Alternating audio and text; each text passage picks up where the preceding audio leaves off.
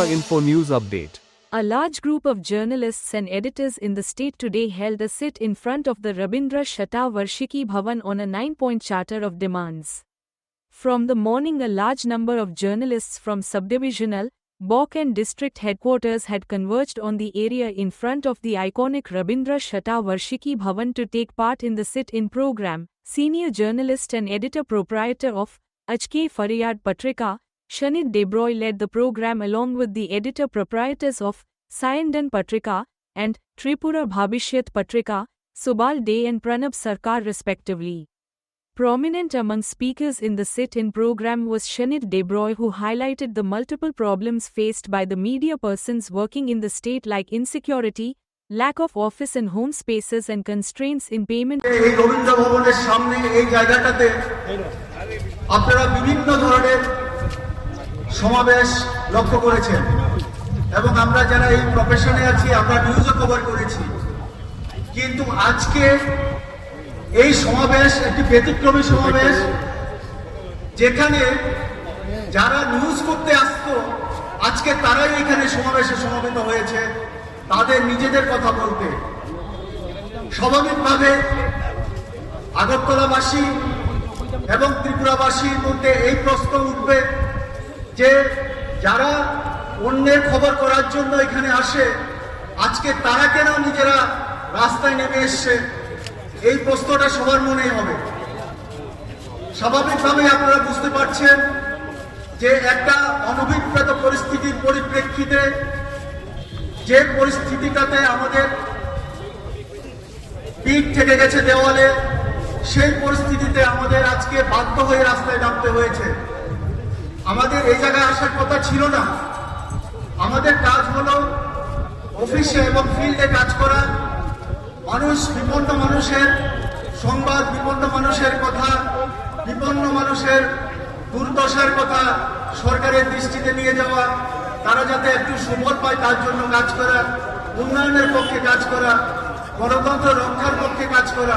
কিন্তু আজকে আমরা এমন এক অবস্থায় পরিণত হয়েছে আমাদের অবস্থা, তার জন্য আমাদের রাস্তায় নামতে হয়েছে। আপনারা জানেন আমাদের ভারতবর্ষ একটি সংসদীয় গণতান্ত্রিক ব্যবস্থা চালু রয়েছে, যে ব্যবস্থা আমাদের সংবিধানকে অনুসরণ করে চলতে হয়।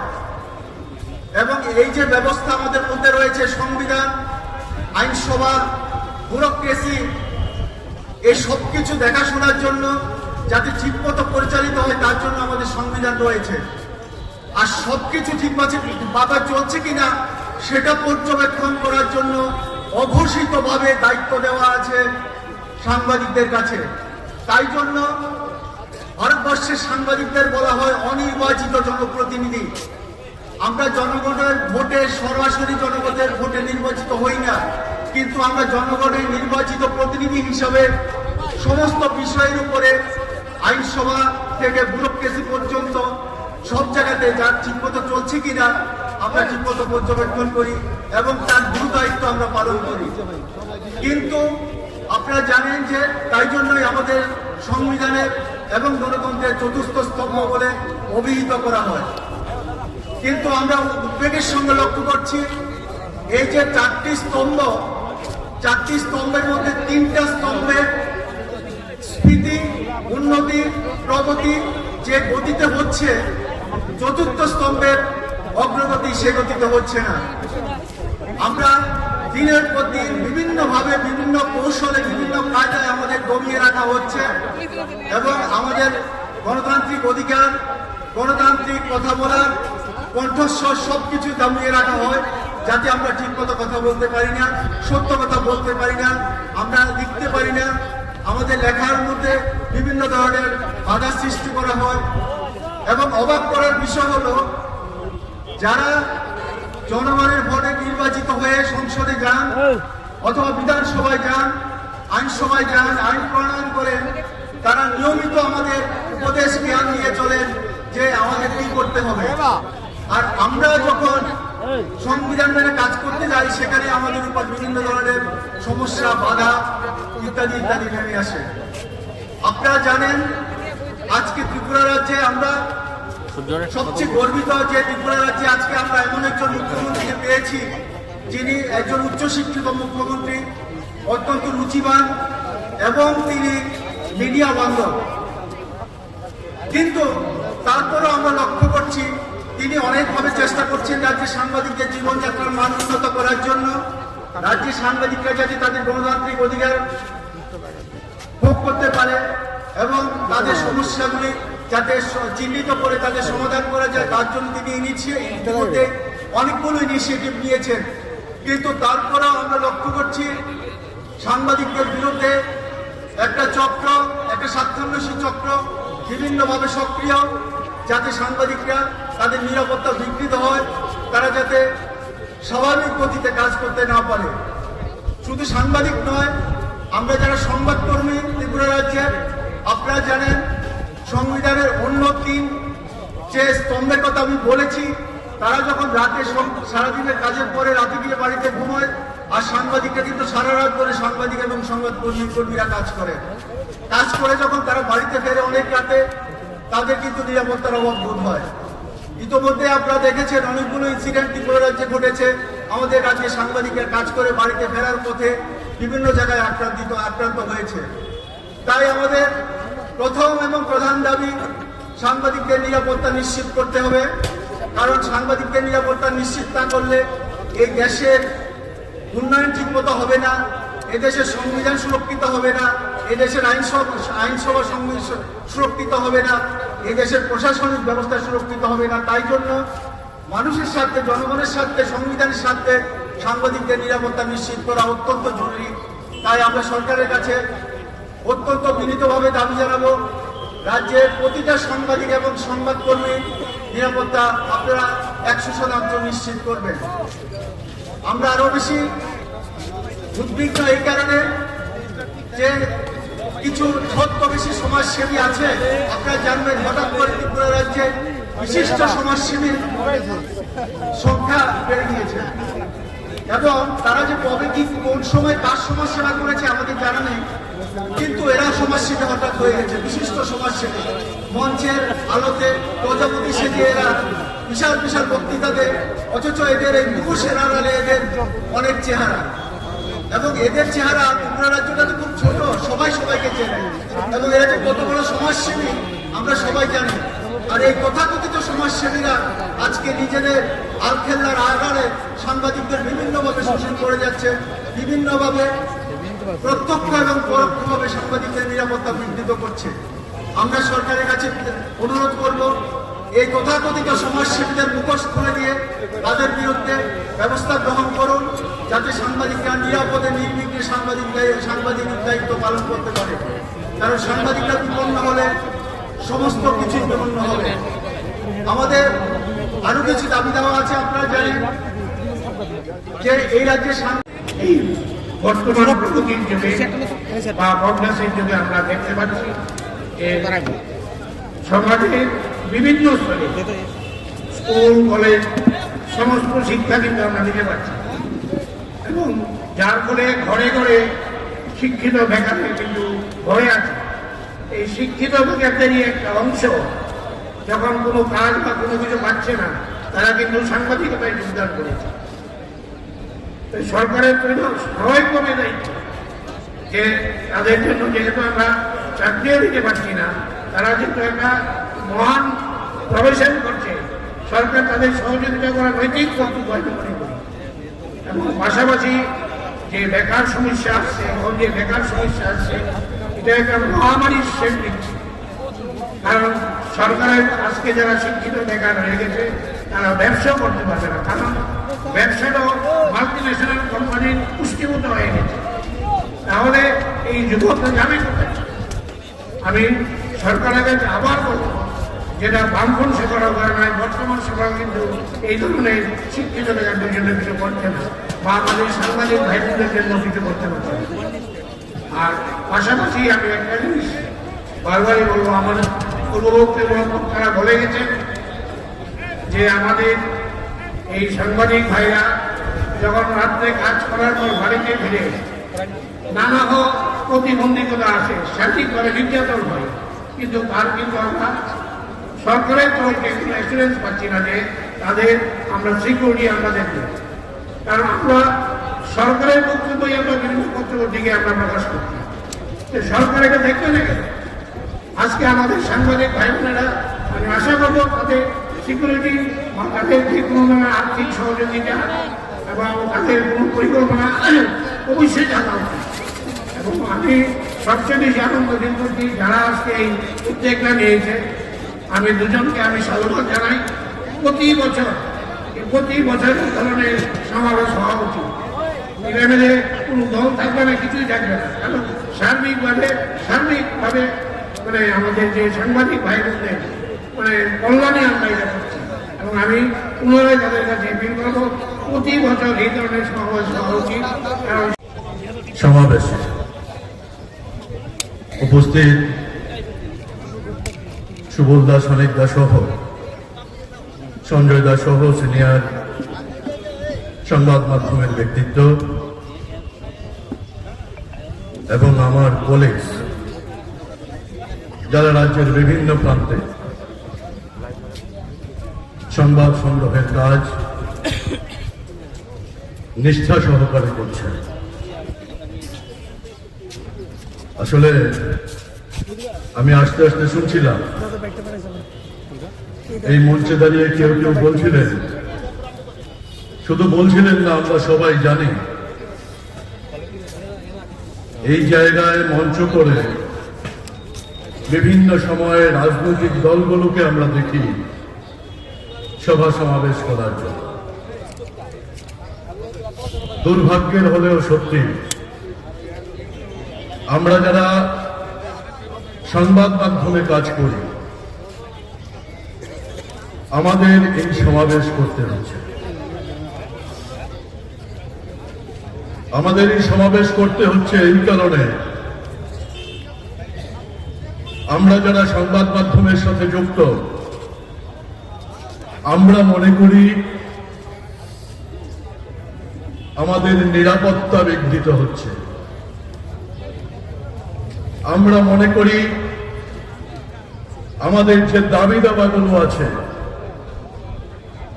দীর্ঘদিন ধরে যেই দাবিগুলো পেন্ডিং পড়ে রয়েছে, তখনও সরকারের দিক থেকে কিছু ইনিশিয়েটিভ নেওয়া হয়, আবার ফাইল চাপা পড়ে যায়। এই ধরনের দাবি দাবাগুলো পূরণ করা এবং সিকিউরিটি, এই বিষয় নিয়েই আমরা আজকে সমবেত হয়েছি। রাজ্যের বিভিন্ন প্রান্ত থেকে এসেছেন।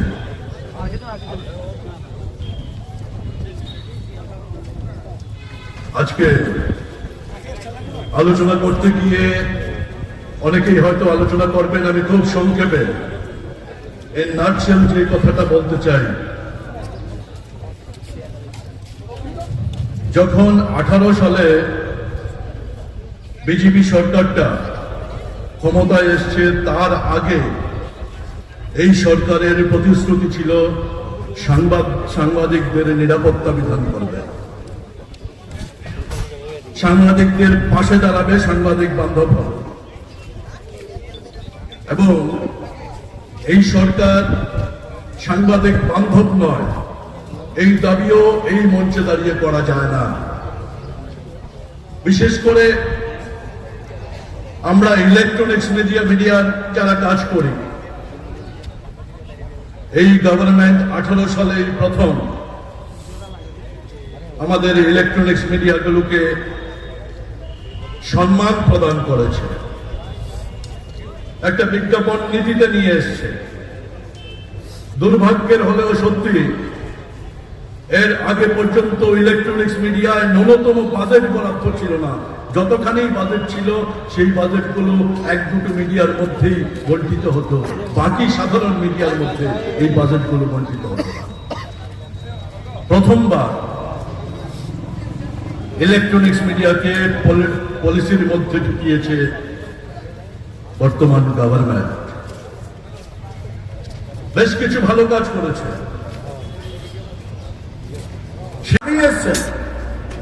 আপনাদের কাছে আবারও আমার কৃতজ্ঞতা জানাই।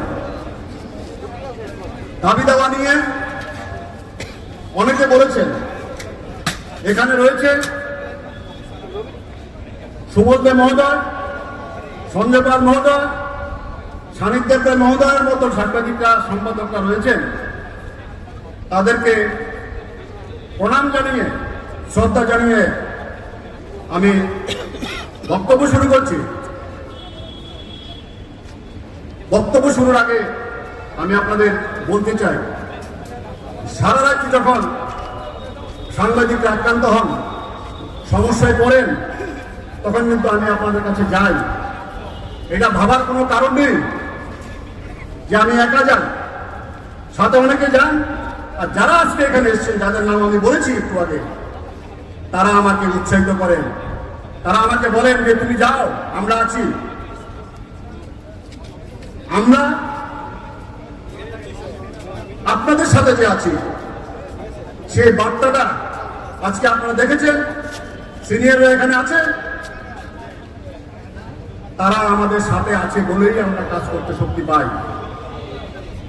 এখন প্রশ্ন হলো, দাবি দাওয়া নিয়ে অনেকে বলেছেন, কেন আজকে এত বড় জমায়েত? বিগত দিনে যারা সাংবাদিকতা করেন, এখানে সুবোধ দে মহোদয় আছেন, হকার অ্যাসোসিয়েশনের যিনি সভাপতি ননীবাবু আছেন, ওনারা এরকম জমায়েত দেখেছেন কিনা আমার মনে নেই, আমি অন্তত দেখিনি। সংখ্যাটা কত আমরা জানিয়েছিলাম 400, কিন্তু সংখ্যাটা এখন আমাদের কাছে আছে, সেই সংখ্যাটা 500 ছাড়িয়ে গেছে। অনেকে ছড়িয়ে ছিটিয়ে আছে, দাঁড়িয়ে আছে রোদ্রে। কিন্তু বন্ধুগণ, কেন আমরা আজকে এই জমায়েতের আয়োজন করেছি? তাহলে একটু অতীতের দিকে যেতে হয়। একটা সময় আমাদের বলা হতো আমরা এই রাজ্যের মোমবাতি সাংবাদিক।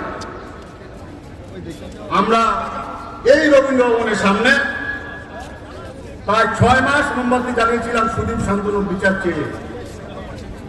আজকে যারা আমরা এখানে আছি, তখন সবাই এখানেই থাকতেন।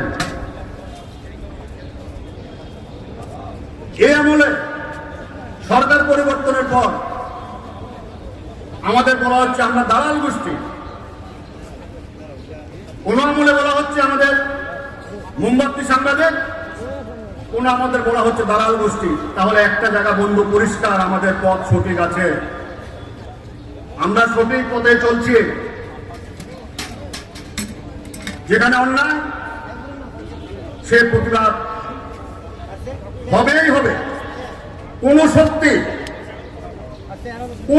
আমি আবারও বলছি, কেউ যদি আমাদের আন্ডার এস্টিমেট করে থাকেন যে আমাদের মধ্যে বিভাজন করানো হচ্ছে, সানিক দেবরায় প্রণব সরকারের মধ্যে বিভাজন করিয়ে দেওয়া হয়েছে, এখন আমরা রাজত্ব করব, এটা হবে না বন্ধু। এই মেসেজটা আজকে এখান থেকে আপনারা নিয়ে যাবেন। আমাদের মধ্যে ডিভিশন করে, বিভাজন করে সাংবাদিকদের দাবিয়ে রাখা যায় না। যদি দাবিয়ে রাখা যেত, তাহলে সাতপুর থেকে, ধর্মনগর, সোনামুড়া, কাঞ্চনপুর থেকে, মোহনপুর থেকে সাংবাদিক রাস্তা এখানে আসতেন না। আপনারা জানেন, আমি অজিত দিকে বলবো, আক্রমণের কিছু ভিডিও ফুটেজ দেখাতো। কি অপরাধ ছিল আমাদের? সানিকদার আমি দুইটা খবর করেছিলাম, এর বাইরে কিচ্ছু করিনি, কোনো শব্দ প্রয়োগ করিনি, কারোর সাথে কোনো কথা বলিনি, কোনো জমায়েত করিনি। আমরা এই জমায়েত অনেক আগে করতে পারতাম। আমি যখন জেলা স্তরে যাই, মহকুমা স্তরে যাই, একটা কথা আপনারা বলতে পারবেন না আমি কি আপনাদের কারোর সম্পর্কে কোনো কথা বলি। আমি আপনাদের আক্রান্ত হলে পাশে যাই, থানাতে যাই। কি অপরাধ ছিল আমাদের? কেন পলিটিক্যাল তকমা দিয়ে, দালাল আখ্যা দিয়ে, প্রিভিলেজের পর প্রিভিলেজ, প্রিভিলেজের প্রিভিলেজ। আমি আবারও বলবো, এই মঞ্চ থেকে বলবো, আমার বিরুদ্ধে, সানিকদার বিরুদ্ধে আরো প্রিভিলেজ করুন, যত পারে করুন, এসব প্রিভিলেজকে আমরা গুরুত্ব দিই না। এটা একটা প্রিভিলেজ হবে,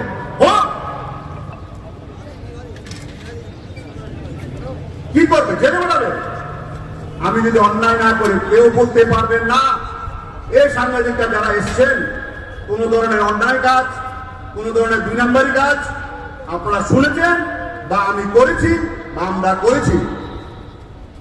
কোন অন্যায় করিনি, দুর্নীতি করিনি, কারোর সাথে কম্প্রোমাইজ করিনি।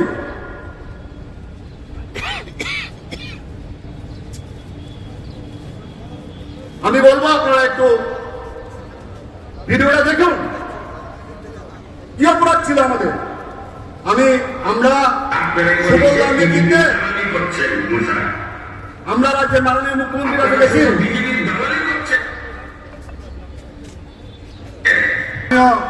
আমাদের অভিভাবক সুবলদের নেতৃত্বে সব সাংবাদিকরা, সম্পাদকরা, সঞ্জয় পাল ছিলেন।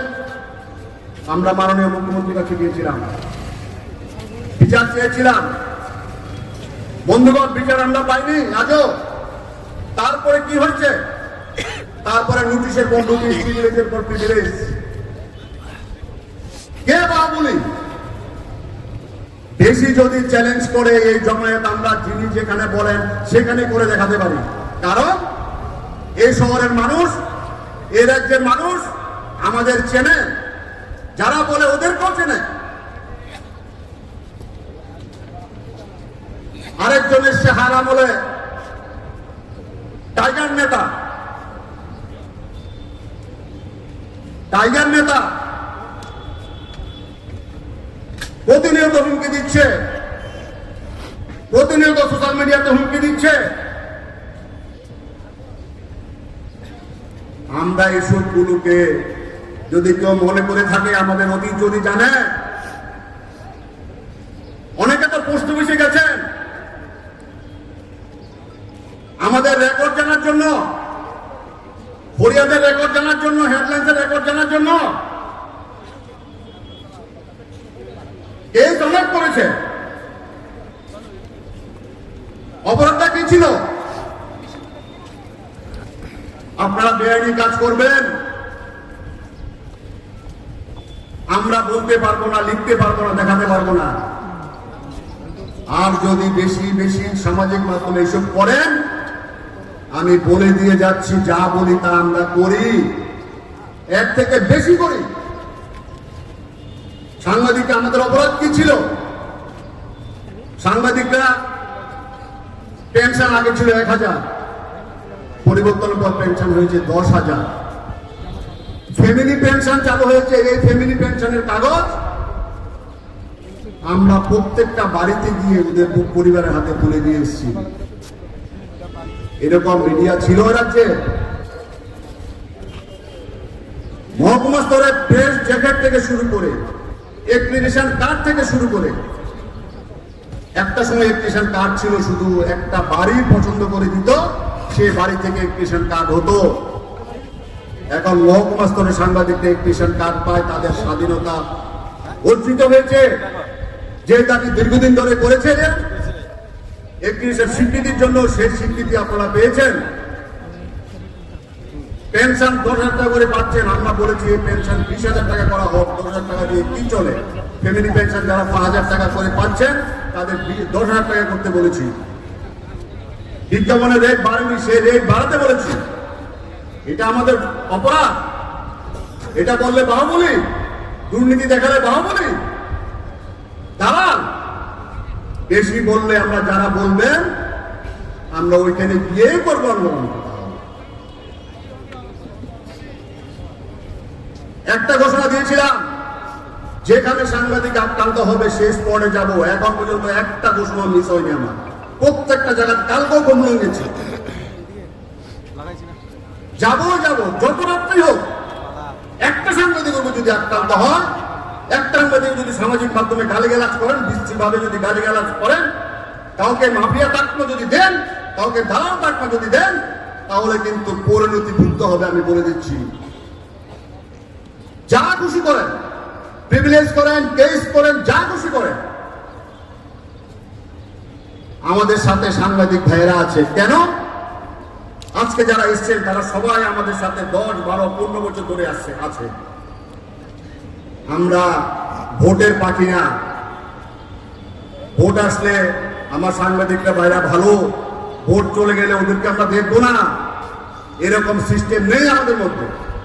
আপনারা কেউ বলতে পারবেন না যারা এসছেন ভোটের সাথে আপনাদের সাথে সম্পর্কের কোনো যোগাযোগ আছে।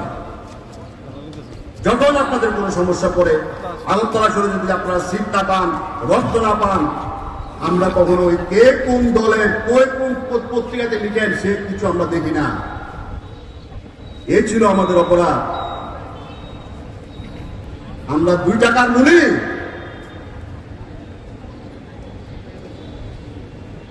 কার সবার অতীত জানি, কার অতীত কি ছিল, এখনো কে কি করছেন। আমরা আগেও যেরকম লিখেছি, আগেও রক্তচক্ষু 2 জন সাংবাদিক হত্যা করা হয়েছে এই রাজ্যে 1 মাসের ব্যবধানে। বিচার হয়েছে, দিল্লি পর্যন্ত গেছি আমরা, বিচার হয়ে রাষ্ট্রপতির কাছে গেছি আমরা, সুবলদার নেতৃত্বে আমরা রাষ্ট্রপতির কাছে গেছি, কেন্দ্রীয় স্বরাষ্ট্রমন্ত্রীর কাছে গেছি। বিচার হয়েছে বন্ধুগণ, বিচার পেয়েছে ওরা, পাইনি। দিল্লিতে আমরা রাস্তায় এইভাবে আমরা দিল্লিতে রাস্তায় আমরা শুয়ে পড়েছিলাম, কারণ আমরা সস্তায় সাংবাদিকদের সাথে থাকি না। আমরা যেটা থাকি আমরা দায়িত্ব নিয়ে থাকি, আমরা ভালোবাসা দিয়ে থাকি। হ্যাঁ, আপনাদের সবকিছু তো আমরা করতে পারি না, কিন্তু দুঃসময়ে আমরা সাথে থাকি। একটা লোক যারা এসছে কেউ বলতে পারবেন না আপনারা দুঃসময়ে আপনারা পড়েছেন, সেই সময় আমরা আপনাদের পাশে থাকিনি। এই জাতি, এই জনজাতি ভাইয়েরা, এরা যে জনজাতি ভাইদের জন্য আলাদা করে প্রেস ক্লাব তৈরি করা হয়েছে, গোটা দেশে কোথাও পাবেন না আপনারা। এটা একটা ইতিহাস, একটা রাজ্যে 2টো প্রেস ক্লাব, এত কিছু করার পর এটাই আমাদের অপরাধ। কেউ হয়ে গেল বাহুবলী, কেউ হয়ে গেলাম দালাল, এভাবে চলবে না। Subscribe to Tripura Info and press the bell icon so that you never miss any latest updates and news on Tripura.